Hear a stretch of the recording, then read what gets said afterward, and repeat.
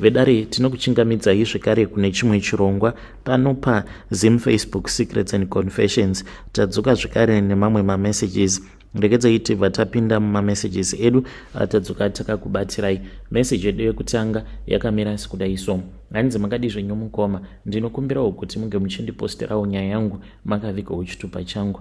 Ininiwo ndinoda kureururawo kuti ndakaroorwawo ndiine 16 years. Ndakaroorwawo mumhuri ine vanhu vanoita zvehurombwa. Murume wangu akazotoitawo zvekurombesewa nababa vake. Ipapo tainge tatova nevana vedu vaviri. Saka ndakaroorwawo ndiine 16 years. Zvakaitika mukoma kuti ndike ndichizosvika pakuroorwa ndiine 16 years ndezvekudai so: baba vangu ivo vainge vari makanika muHarare, then ndokubva vachizoisirwa mushonga mudoro. Zvinonzi pane umwe murume uyo akauya nemotikari yake yainge yakafa, then baba ndokubva vazogadzira motikari iyaiya.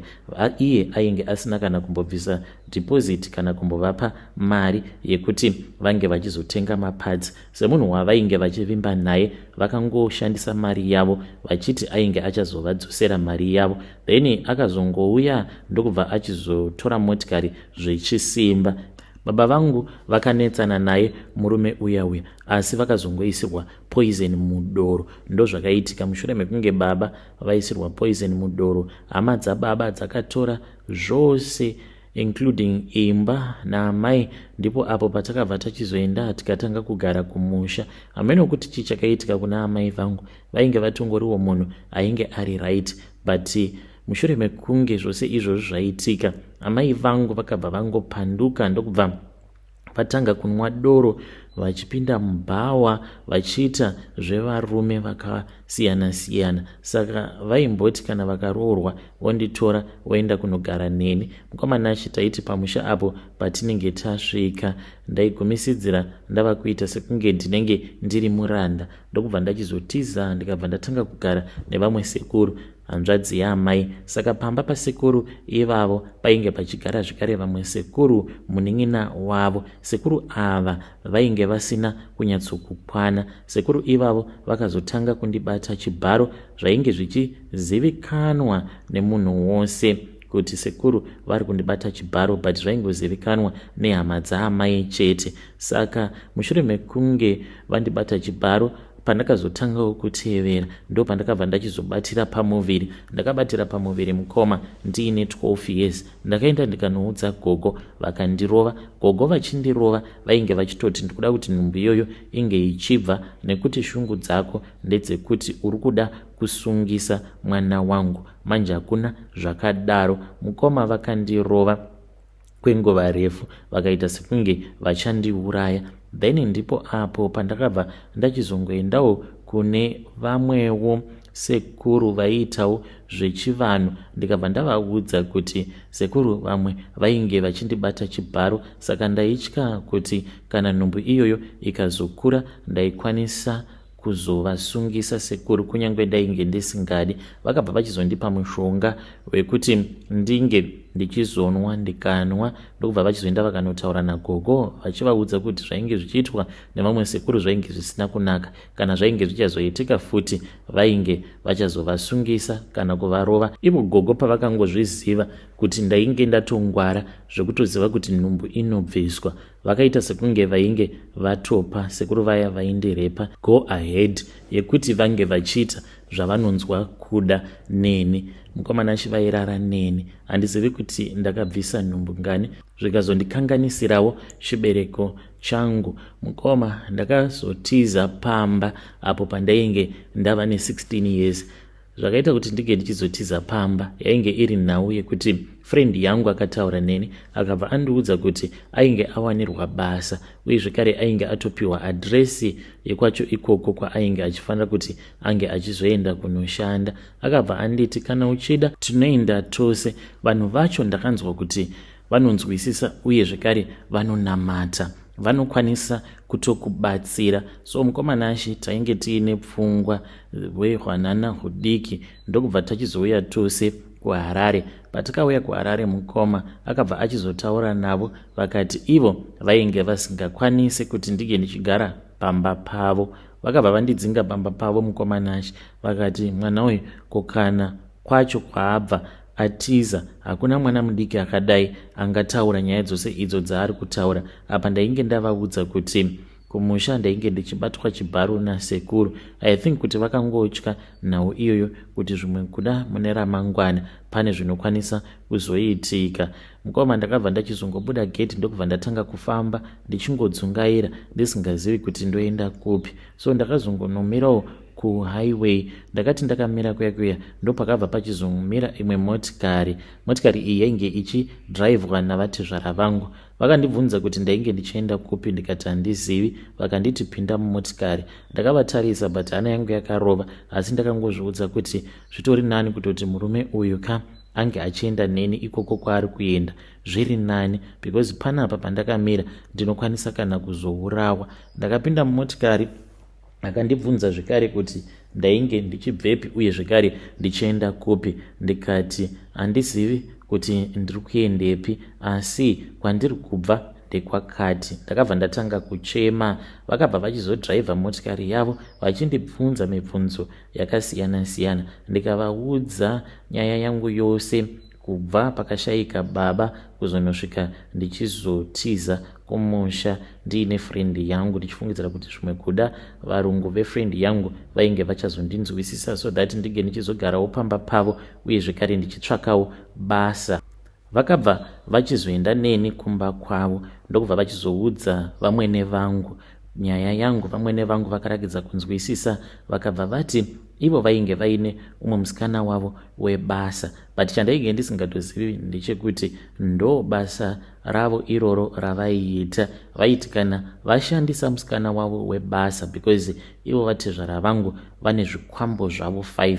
Zvikwambo izvi mukoma zvose zvikono ende zvinenge zvichida kurara nemunhukadzi every day, saka zvinopanana sort of like a duty roster kuti nhasi wararwa nechikwambo ichi, mangwana neicho, mangwana nechichi. Saka vaiti kana vakaona kuti musikana wavo webasa uyo anenge achivashandira anenge ava ararwa ava right, ndipo apo pavaibva vachizomudzinga basa. Then vaibva vachizobuda vobva vazotsvaka umwe munhu anenge ari desperate sezvandainge ndakaita, vachizviita sekunge vane mwoyo wakanaka. Kunyange ipapo vachindipika up, vatezvara vangu vainge vatori pahunt vachitotsvaka mukadzi kana kuti musikana ari desperate. Nekuda kwezera rangu vakatofara pavakandiona ndichivaudza kuti ndainge ndiri desperate. So mukoma ipapo vakabva vandirakidza room yandaifanira kuti ndige ndichizorara. Ini ndaitofungidzira kutoti sezvo paina maid ende tichizoshanda tiri tose taifanira kuti tige tichizongoshare room, but zvaisaita nekuti kana utori maid pamba pavo unenge utori muroora wavo semuroora wavo, ende unenge uchitorarwa nezvikwambo zvavo izvo zvavanoti vana vavo. Nesuwo tine zvedu izvo zviviri, but izvo zviri nani because chikono nechikadzi hameno kana zvikazozvarana, because zviri nani pakuti chikono icho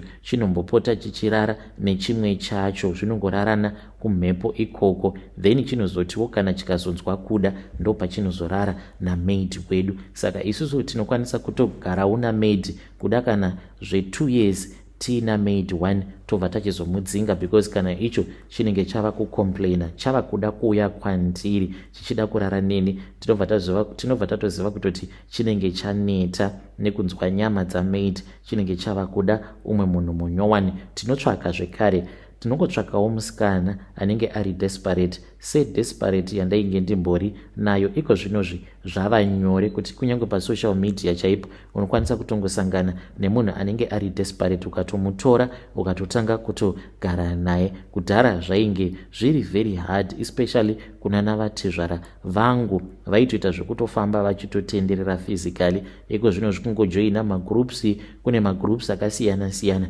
emamaids vanenge vachitsvaka basa muHarare, then iwewe kana uri mugroup memwe unenge uchingotarisawo kuti munhu ari desperate ndeupi, obva wangomuudzawo kuti kuno umwe mukadzi so wandinoziva ari kutsvaka munhu webasa but munhu iyeye anonetsa, ndokusaka ndisiri kuda kuenda kuti ndike ndichimushandira. Kana munhu ari padesperate anotongozviudza kuti hazvina kana basa, ndo zvatinoita inini nemurume wangu. But panguva yacho iyoyo mukomanashi ndakati ndakarara the first night pamba pevabereki veuyo ainge achazova murume wangu, ndakatorota umwe mukadzi akapinda murumu mandainge ndiri, akabva anditi saka iwewe wati unozvikwanisa here? Ndakangoramba ndakanyarara. Akanditi iwe wati unozvikwanisa here, ndichakuuraya, wazvinzwa ndinokuuraya kaiwewe. Apa ainge akatsamwa. It then turned out kuti mukadzi uyauya wandakarota ainge ari murorawo uyo akaurawa namukoma but iri cousin brother yemurume wangu vainge vachigara kuzaka uko. Maurayiro acho avakamuita, vakatora danda mushure mekunge vamuwanikidza aine chikomba. Vainge vari musoja banguru vacho ivavo. Then vakabva vachizotora danda, hanzi vakatora danda vakabva vatanga kuriveza vachirirodza danda riya. Then ndokubva vachizomusunga, vakamusunga vakati rimwe kumboku vakamusungirira uye zvekare nemaoko ake. Vaige vachitoda zvekutoponda munhu musi wacho iwoyo. Hanzi vakabva vachizotora danda riya vakabva vachizotanga kumuisa danda iroro kusikarudzi. Vakaramba vachingoripusha hanzi kusvika rabudikira kuchipfuva chake, ndokubva vazongosiya zvakadaro. Vakasungwa vakazofira mujeri, asi hanzi pavakafa ivo vainge vachingorutsa ropa uye zvekare vaingochema vachiti ndiri kuona chipoko. Vakafira pachikurubhi apa. Ndakazotoudzwawo navamwene vangu mushure mekunge vadzinga maid wavo. Pandakavaudza vakanditi unotomurota, kutomurota chaiko, zvinoreva kuti you are very special, mafarirwa amainini naamai guru venyu. At that time ndainge ndisati ndatombosangana neuyo ainge achazova murume wangu. So mukomanashi maid uya aigara achingochema nemudumbu. Maiti kana makagara mudumbu make maita kurira, mukoma kuita kukuma muchirira. Izvo yainge iri poison, wakaita hunye hwainge huchisiwa nechikwambo. By the time paakazodzingwa basa, I think kuti chibereko chake chainge chatoora ini, because ndaitomunzwa usiku achitochemerera sezvo ndainge ndichishandisa spare bedroom yainge iri padhuze naye. Dzimwe nguva ndaiti kana ndikamuka ndichiti ndoda kuenda kunozvibatsira, ndaibva ndatomunzwa achitoita sekunge ane munhu uyo waanenge ainaye. Mazuva ekutanga ndakati kasi baba vepano vanopota vachipindira maid. Ndainge ndisati ndazviziva kuti zuva roga anorara achishandwa nezvikwambo. Saka one day ndakazongopa zvivindi ndikangoti ndoda kumboona kuti chii chiri kumbonyatsokuitika kuti munhu anosvika pakuchemerera zvakadai so vanhu vose vakarara. Ko kana akanzwikwa naamai vepano. Ndakavhura dhoo zvinyoronyoro, ndo pandakangoona kamwe kanhu katema kainge kakazara mazimvere kari pamusoro pake. Kanhu kai kakangocheuka, kaiva nemamwe maziziso ainge akakura kuzadza fesi. Ndokubva katongonyangarika. Ndikanzwa zvinhu zvainge zvichiseka zviri muselling. Vamwene vangu vakabva vavhura dhoo, neniwo ndichibuda muspare bedroom. Vakapopota zvekuti kana maid uya akabva atovhunduka akamuka, akabva aona kuti ainge akazara masperms pakati pemakumbo ake. Ende mangwana acho makuseni ndipo apo paakazotanga kutaura neni achindiudza hope dzose idzo dzaaigara achirota. Asi usiku ihwohwo vamwene vangu vakandipopotera vakanditi ndakakuudza kuti handidi vanhu vanosheya maspare bedroom, ndokusaka uine yako unoda kuti ndige ndichikudzinga here? Why usingachengeteke iwewe? Ndakapfugama ndikavakumbira ruregerero, because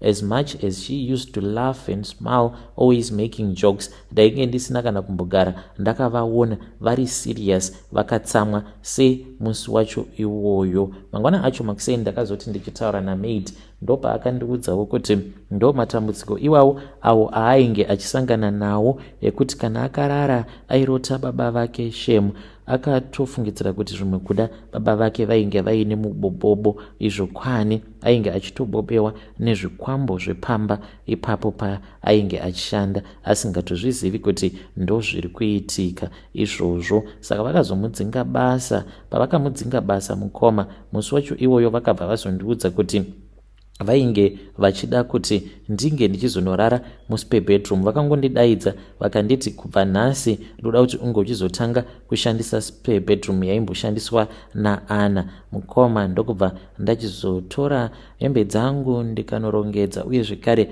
nemachira angu, asi vakazopinda muspe bedroom. Machira aya awo akasiyiwa naAna asina kana kumbowatywa kana kuita sei, ndiwo awo avainge vachida kuti ndinge ndichizofuka iwawo. Ndikati zvinoita here kuti munhu unofuka machira anenge akashandisiwa noumwe munhu? Worst of all, munhu wekuti hauna kana ukama naye. Vakapopota vakanditi, iwe zvandiri kugara newe iwe street kid pamba pangu, ndine ukama newe here iwewe? Sei uchifunga sekunge munhu akagara pachemba? Mukoma ndakabva ndasiya machira aya vakabva vanditorera machira vakanditi ndipe machira angu, vakabva vaenda vakanomawacha. Machira iwawo ainhuhwa kubva zvaainge akatengwa, ainge asina kana kumbogara akawatywa. Ndizvowo zvekare zvavakazotidzidzisa kuti kana mava kuda maid munoenda munotenga machira, munotenga machira enyu anenge ari original. Hamufanire kuti muge muchizomawacha machira iwawo kweupenyu hwenyu hwose. Unogara watoudza maid wako kuti pano machira awo andinenge ndakupa, zvaunenge wamawana ari ndo zvauchamasiya ari. Handina machira angu anowachwa inini. Kana uchida kufuka ako unotenga ako ofuga machira ako wega. Saka kusamawacha kwekwe ndo kunozoita kuti zvikwambo zvezvo zvikwanise kuziva kuti munhu wedu ndeuyu, ningi ndiye watinofanira kuti tinge tichizorara naye. Saka imomo muroom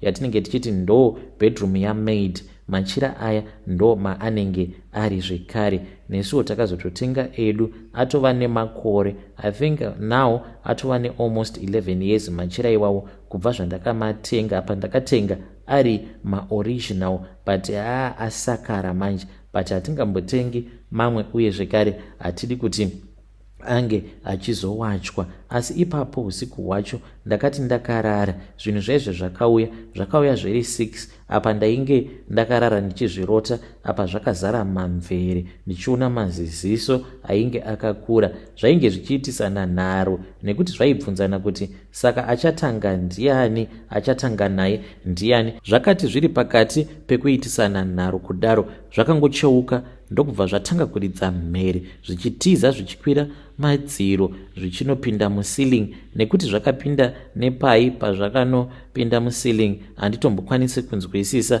Ndakangozviona zvichingokwidza nemadziro zvichifamba zvichimhanya zvichiridza mhere zvichiita sekunge semakonzo kwava kungononyangarika zvichiita zvekupinda muceiling. Ndakati ko zvinhu izvi zvatizeiko? Ndopa ndakabva ndachizoona mukadzi uya wekupondwa kuzaka nemurume wake mushure mekunge aonekwa aine chikomba. Ndakamuona achibvira moto pasina kana nguva. Ndakabva ndachizonzwa knock padoor, ndichinovhura ndikabva ndachizoona kuti vainge vari vatezvara vangu vainge vakashama. Ndakaridza mhere ndikati ko baba muri kuda kuitei? Vainge vakashama mukoma. Apa vakabata sikarudzi yavo vakabva vanditi ndiri kuda kukurapira. Ndokubva vamwene vangu vazovhura dhoo ravo remubedroom vakabva vati iwe nyarara iwe, zvinhu zvawaona urada kuti tiswere tichikuudza here kuti zvinhu zveusiku? Tichazokuudza mangwana, pinda mubedroom urare.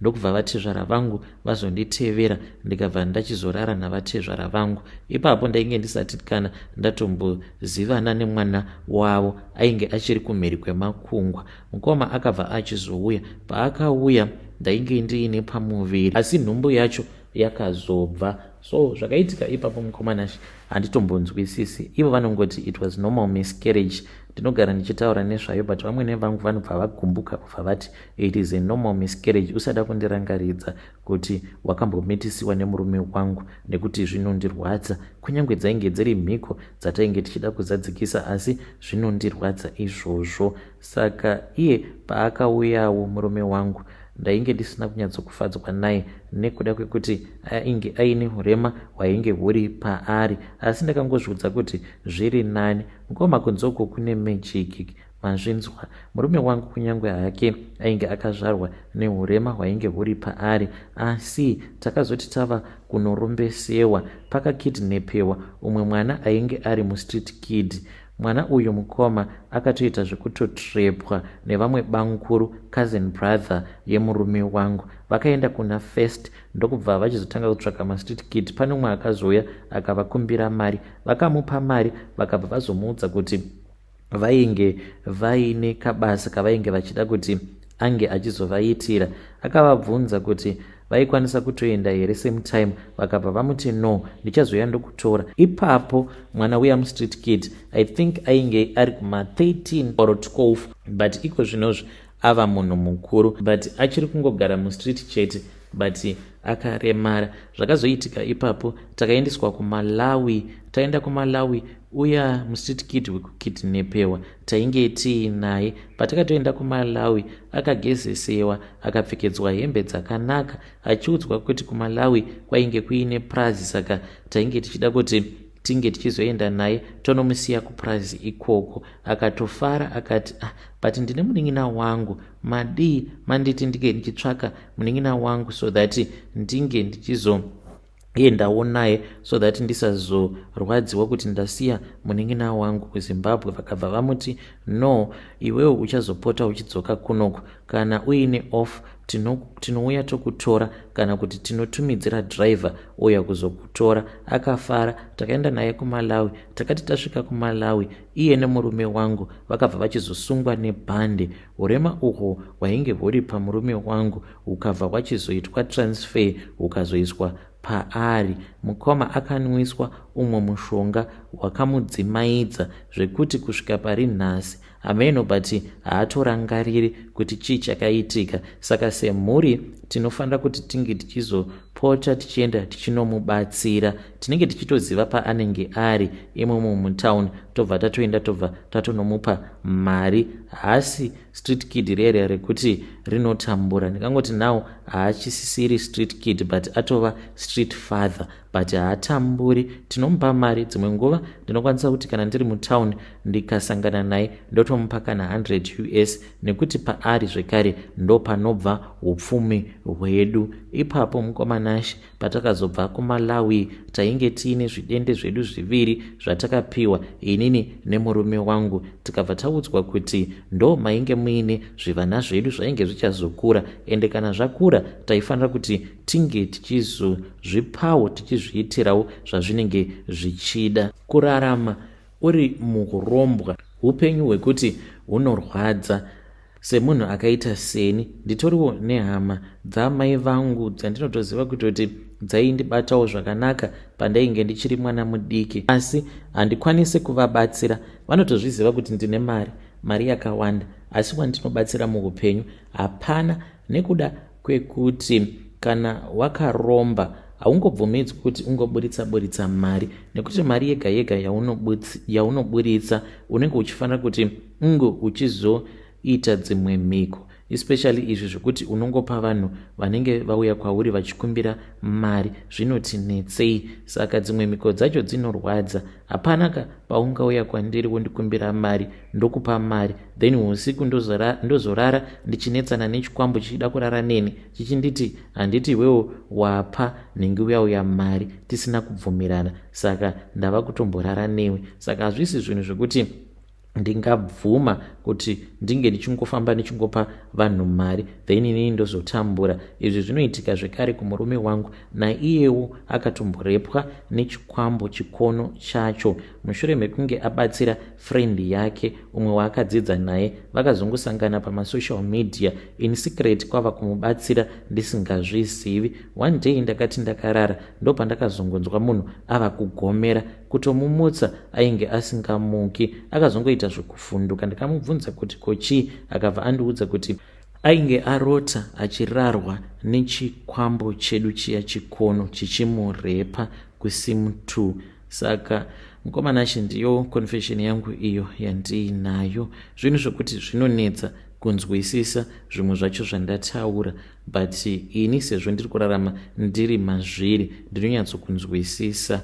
Kana mukaposta nyaya yangu ndiziviseiwo, ndichange ndichizotevererawo ndiri mucomment section. Vedare ndo message iyo yandakatumidzirwa ichibva kuna vanzvadzi vedu. Zvakangooma hazvo vedu we. Strange things indeed they do happen in this world. Hanzi upenyu hwehurombwa hunorwadza, uye zvekare kana wakaromba haukwanisi kuti ungoburitsa mari madiro, nekuti kana ukaburitsa mari sezvaunenge uchinzwa kuda iwewe unopiwa punishment seyakapiwa murume wangu, kurarwa nechikwambo. Pakaipa. Regedzai tibva taenda panyedu inotevera. Nyedu inotevera yakamira sekudai so. Hanzi makadi zvenyu mukoma, ndainge ndimbori neimwe hama yangu yainge iine table pagolf apo. Akazobhuroka zvake, aitawo zvekungotengesawo zvemababy way nezvakangosiyana. Ndini ndakazoita kuti ange achizobhuroka. Saka iye akamboenda kuSouth Africa ndokubva agara kwemakore. Chakangondibhohwa paari ndechekuti paainge achiri kuSouth Africa, shungu dzangu dzainge dziri dzekuti ndinge ndichiendawo kuSouth Africa, but aitishainira, ende iye ainge achida kuti ange achizoonekwa nevamwe vose vemumhuri kuti ndiye ane mari, zviya zvekuti kana munhu ava kubva kuJoni aine zvimagroceries zvake obva atanga kutipa pashoma nezvihembe zvekuchipa zvaanenge akatitengera ikoko kuJoni achiitita vana vake. Saka ndakangogara ndangoitawo grudge naye. Pandakazomubatira mukoma ndeapo paakazondiudza kuti ainge avhura table, uye zvekare ainge achitarisira kuti kana zvinhu zvikafaya obva asiya basa, obva adzoka kuzimu. Ndakafara ndikabva ndati, asi nhai Mwari mandibvira nepiko. Ndakabva ndachizotsvaka mushonga wekuti zvakaita sekunge zviri kufaya. Mushonga uyu ndakaenda nawo ndakauzora kutebhuru kwake, uye zvekare ndakati ndava kuda kunosvika ndikatora kabhodhoro kake ndikabva ndachizouzora mumaoko ndokubva ndachizopurizira pazvinhu zvainge zvichitengesewa nemusikana wake, ndichingoita sekunge ndiri kungotarisa zvinhu zvacho, stock yake yaainge ainayo. Mukomana mushure mekunge aona sekunge zvainge zvichifaya, ainge ava kutoda kutovhura imwe table. Musikana wake ndokubva amubira mari, akabva ati munhu wangu wandanga ndichivimba naye andibira mari, saka zviri nani kuti ndinge ndichidzoka kuZimbabwe so that ndinge ndichizozviranira zvinhu zvangu ndiri ndega. Mukomana akangoti adzoka zvakangofaya kuda about 2 months ava kutotarisira kuda kutenga motikari, zvikabva zvadhakwa. Ende kana iri mhepo zvinhu zvinongodhakwa sekutamba sekuseka, wotoona kutoti ko life yatodhakwa. Wani zvadaimborarama upenyu hwainge huripo, ko zvinhu zvazvadhakwa, what is going on? Ndo zvakaitika ipapo. Kutaura kudai vanotoitawo zvekutengesa zvimajigi, masau, maputi, vanofamba vachitengesa mukomanashi. Zvino ungagoita mari here uchitengesa zvimajigi nemasau? Regaindiseke zvangu. Kana mazogara musadadira hama, mazvinzwa here imi vari Joni? Musadadira hama vana bhangu. Vedare ndo message iyo yandakatumidzirwa ichibva kuna vanzvadzi vedu. Zvakangooma hazvo vedu we, hanzi musadadira hama vari Joni. Regedzai tibva taenda panyedu inotevera. Nyedu inotevera yakamira sekudai so. Hanzi makadi zvenyu mukoma, ndinokumbirawo kuti munge muchindiposterawo nyaya yangu makaviga chitupa changu. So ininiwo ndine imwe friend yangu, but akazororwa zvake. She was my best friend since high school. Tinowirirana. Iyewo ari kunoku kuSouth Africa, but ari kune imwe province. Inini ndiri kunoku kuJoburg.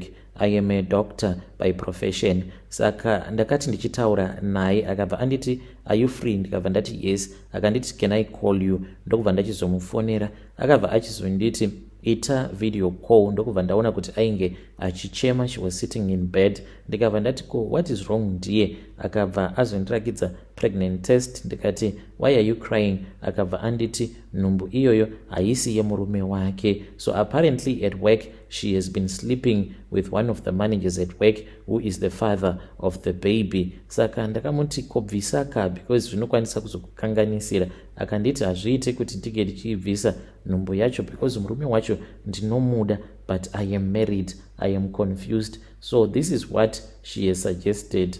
Akati iye kubva tichiri kuhigh school I knew kuti you had a crush on me, that is why we became friends, and that was why I wanted you close, because I knew kuti since you have a crush on me you will always protect me and you will never want to see any guy hurting me. And ndo chokwadi ndainge ndichimuda kana kuroora kwandakazoita it was because iye ndainge ndanzwa kuti ainge amitesiwa. Ndikati shuwa munhu anganomitesiwa achindisiya iri kunyange shungu dzekuti ndinge ndichizoita doctor. It was because ndainge ndichida kuti ndinge ndichizomuimpressa so that I can marry her. Saka mukoma chokwadi ndechekuti kumuda ndinomuda. I still have feelings for her. Hatina kumbogara takadanana, but I do have feelings for her. Saka iye ari kuti ndibatsire. She wants me to fake a medical report with DNA fake results. I don't know kuti ndoita sei. Am I supposed to do this or not? Kana mukaposta nyaya yangu ndiseveseiwo ndichange ndichizotevererawo ndiri mucomment section. Vedare ndo message iyo yandakatumidzirwa ichibva kuna mukoma vedu avo. Ngatizamei kuti tinge tichitaura navo mukoma vedu ava mucomment section. Strange things indeed they do happen in this world. Zvakangooma azvo veduwe. Hanzi ndoita sei? Ndofeka here results acho iwawo eDNA. Komangwana kana zvikazobatwa hamuzozvidzingisi basa here? Yeah. Kana variko vamwe kunzouko who are doctors also involved in the medical field, you can help us mu comment section kuti mukoma vedu ava kana kuri kunzi vakaita forgery yacho iyoyo vobva vafeka results, then izvobva zvazobatwa, what will happen to him as a doctor? Maybe vanokwanisa kuona kuti zvavari kuda kuita zvinoita here kana kuti kwete.